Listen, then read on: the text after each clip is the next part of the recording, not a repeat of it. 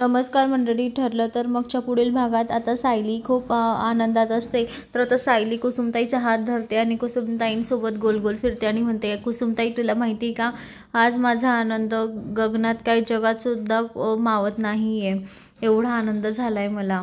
आता दुसरीकडे चैतन्य अर्जुनला घेऊन आलेला असतो त्याच्या रूममध्ये. तेव्हा आता चैतन्य म्हणतो, आता बायको आली आहे तर तुझ्या जखमा आता तुला दुखत नाही आहे का, त्रास देत नाही आहे का.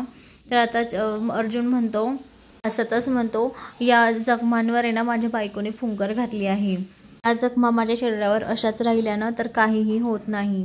तर आता चैतन्य त्याच्याकडे पाहत असतो आणि हसत असतो, कारण चैतन्यालाही आनंद झालेला असतो की आपल्या मित्राचं स्वप्न पूर्ण झालं आहे.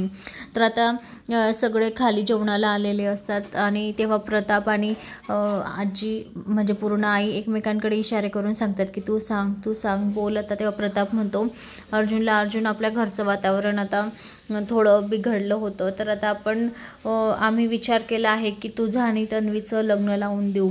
तर आता हे ऐकून अर्जुनच्या पायाखालची जमीनच हादरते. अर्जुनला खूप मोठा धक्का बसतो, कारण आता सायलीने सुद्धा तिच्या प्रेमाची कबुली अर्जुनला दिलेली असते आणि घरचे सुद्धा म्हणतात की तुझं आणि तन्वीचं लग्न लावण्याचा निर्णय घेतला आहे. तर आता अर्जुनला इकडे आड आणि तिकडे विहीर झाली आहे. आता पुढील भागात आपल्याला पाहायला मिळेल की आता अर्जुन काय निर्णय घेतो.